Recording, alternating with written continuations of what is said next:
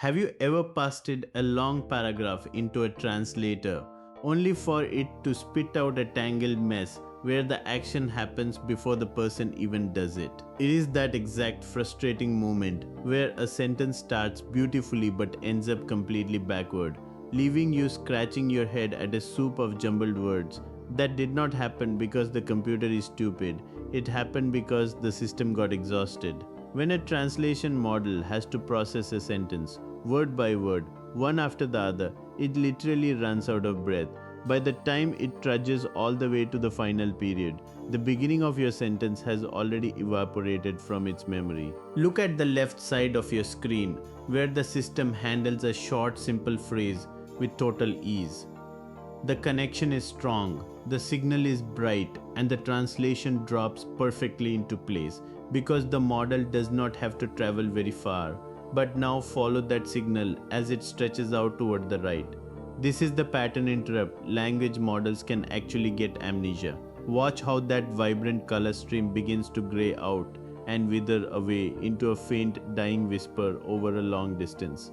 We are about to look closer at the exact breaking point where this long sentence completely loses its mind. Look at the left side of the diagram where the words enter the machine one by one, moving strictly from left to right to make sense of the sentence. An RNN has to pass a single piece of mathematical memory forward, much like runners passing a relay baton.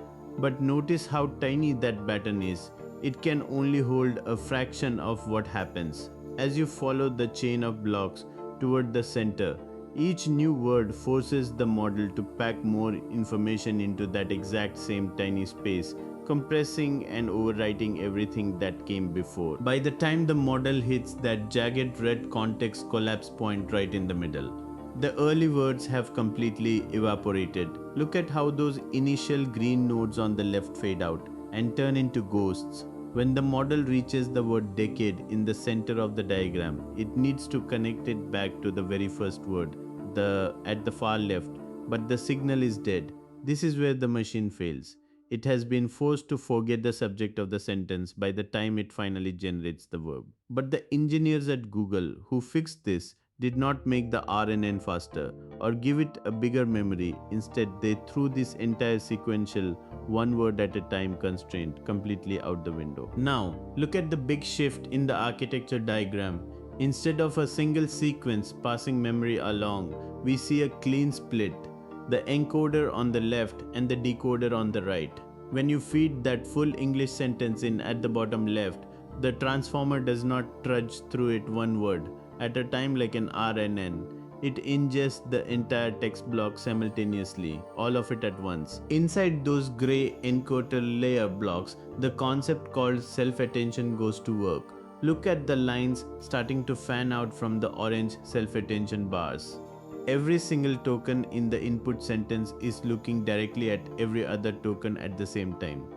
This attention is all you need idea was initially considered too radical by some reviewers. It was almost rejected, but it was accepted at NIPS 2017 and changed the field within 2 years. Follow those multicolored lines rushing out from the encoder layers into the center. This is multi-head attention. Instead of just one attention calculation, the transformer runs 8 or 16 parallel calculations. Look at head 1, head 2, head 3, and head 4. Each unique colorful flow is analyzing a different pattern.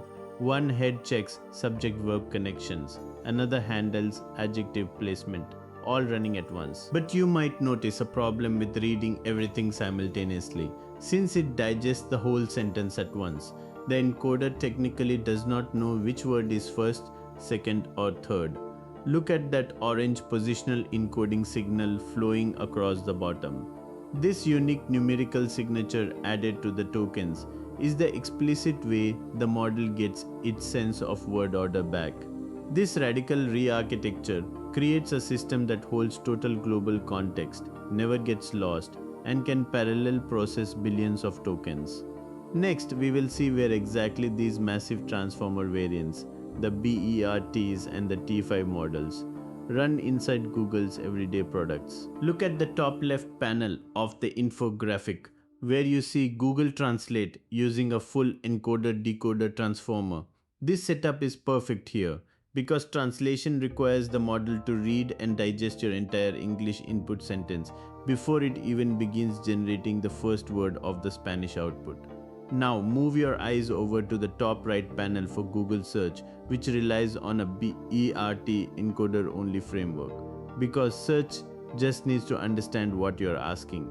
It uses an encoder that reads your query in both directions at once, left to right and right to left simultaneously, to grasp the true context of every word. When Google launched BERT in search back in 2019, it was the single largest improvement to search quality in 5 years, instantly improving 1 out of every 10 English queries on day 1. Dropping down to the bottom left panel, you can see Gmail Smart Reply, powered by a T5 sequence-to-sequence model, which reads the incoming email message on the left and maps it directly to those short, context-aware email responses on the right. Finally, glance at the bottom right panel showing Google Gemini, the latest decoder-only large language model.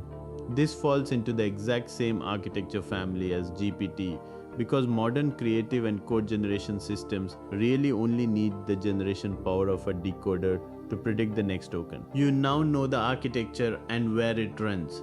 The last question is the one that matters most for an engineer.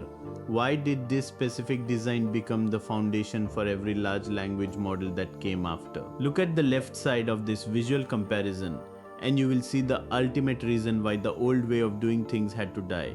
It is not because the RNN was less accurate on some tiny academic test. It is because it was an engineering bottleneck. Look at that idle compute block in the RNN column labeled GPU utilization. Because an RNN processes text sequentially, it absolutely cannot start working on token 2 until token 1 is completely finished. This means a massive GPU with thousands of high-speed processing cores is left sitting mostly idle, waiting around for a single, slow line of words to trickle through. Now look at those parallel, radiating arrows in the transformer column on the right. The transformer completely shattered that sequential dependency by turning language into a single massive matrix operation where every token attends to every other token at the exact same moment. Look at that completely filled full GPU utilization block below it. Every single GPU core is suddenly fired up and working simultaneously. This means whether you scale your model from 100 million parameters to 100 billion parameters, the exact same architecture handles it effortlessly. That scalability is the raw engineering truth of why every major large language model today, GPT, Claude, Gemini, Llama, is a transformer underneath the hood. Before watching this video, if someone asked you what is a transformer, your answer might have just been it is the engine behind ChatGPT. But look at how much your understanding has shifted. After this video, you know the real answer.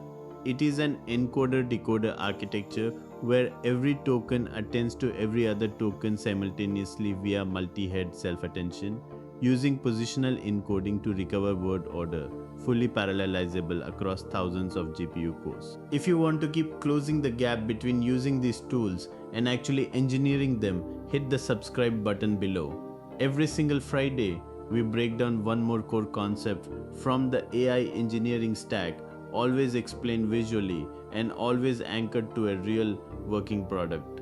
Up next, we are tackling prompt engineering and diving deep into the math of why a well-crafted system prompt can reduce your model's output variance by a staggering 60%. That video is linked right now in the description below.